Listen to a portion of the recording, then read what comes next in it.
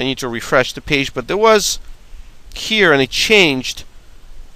It used to be that they are a top 100 of companies, or Fortune 500 companies. It disappeared. I don't know where it went.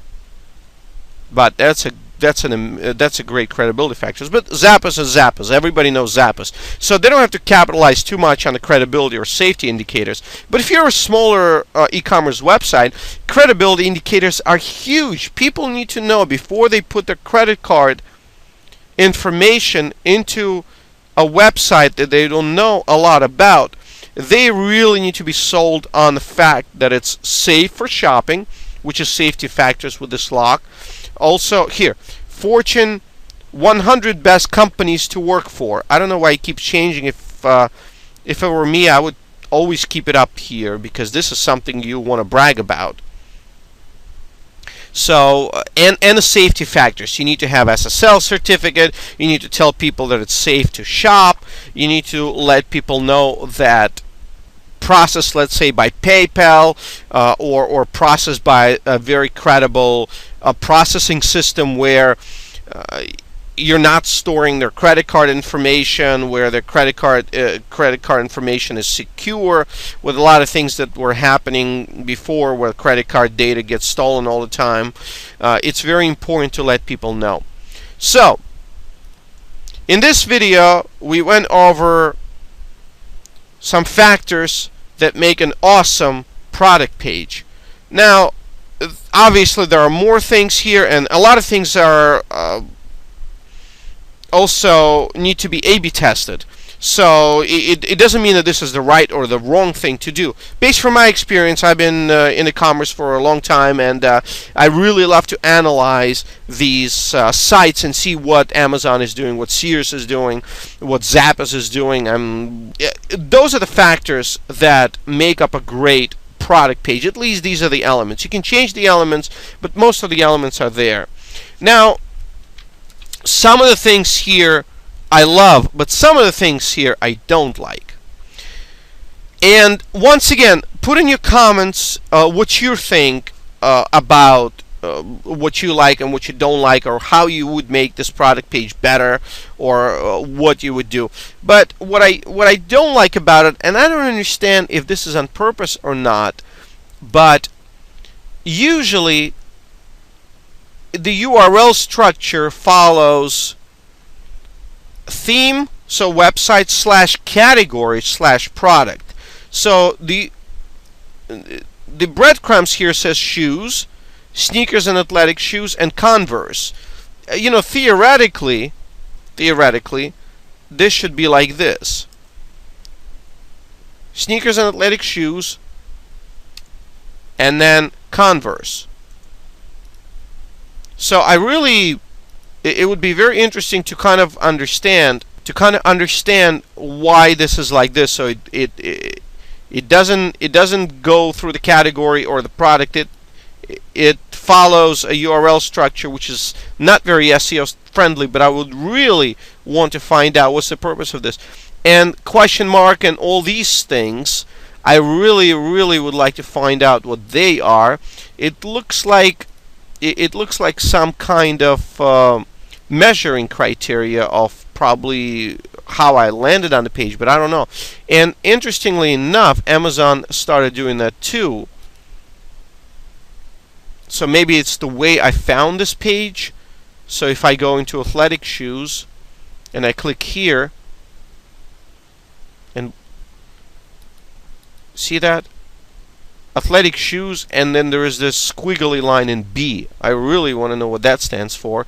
And if I click Kate Spades New York, this is a very clean URL structure, but look, it skips the whole category. So I really wanted to find out what's going on there. And this one doesn't have a video, and the price, and the product page looks different. So very interesting. Another thing I don't like about it is, see it says here, don't forget.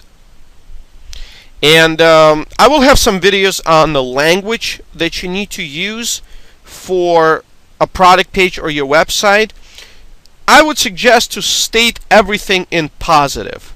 So instead of saying don't forget, I would say remember. And it would be very interesting to A/B test this, just to change this and say don't forget, just to change it into also remember. And I would literally set up a heat map in this block and see what the reaction is, and I would drive some pay-per-click traffic or something like that specifically to this page and really want to see what the effect will be and what people do. The rule of thumb is to use a positive language. Please also remember, because when you say don't forget, the only thing you hear is forget, forget, forget. You tell a child, don't drop the glass of milk, and all they hear is drop a glass of milk. They don't hear don't. So try to state things in positive. Item information is also very interesting, where product features and information, it really doesn't tell me a lot here. Now Amazon is doing a little bit better on this, because see, your parents were Chuck Taylor All-Stars back in '60s. Wow. Now later in some of the videos we will go over powerful product descriptions, and the rule of thumb is emphasize more on benefits, and if you can touch on people's feelings, this is even better.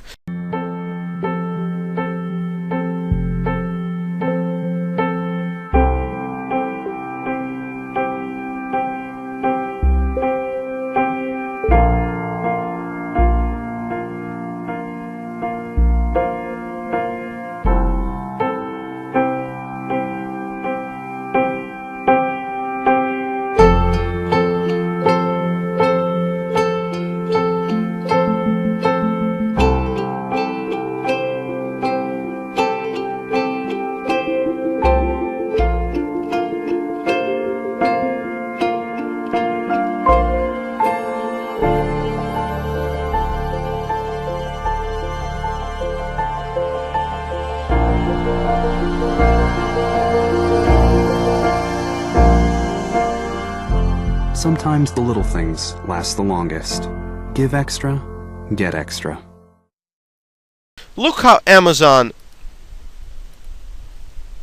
writing the description. Your parents were all-stars back in the '60s when they were kids. Wow, what a wonderful way of expressing this nostalgia, expressing this powerful benefit of owning them. It attaches an emotional anchor, so to speak, to your buying decision.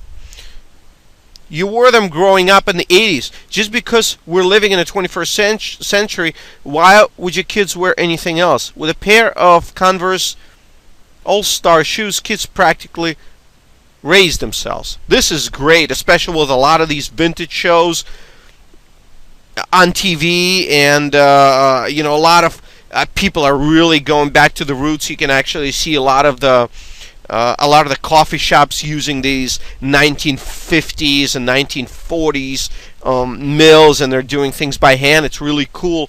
So these kind of Converse look, they have this jeans look to it, and you see a lot of movies where in the '60s where a lot of people were wearing them. This is very, very powerful language right here, which is very, very important. And you got to do whatever you can to get people over the fence. And product descriptions are something that you really need to concentrate on. I mean, this is the whole science of its own, writing product description.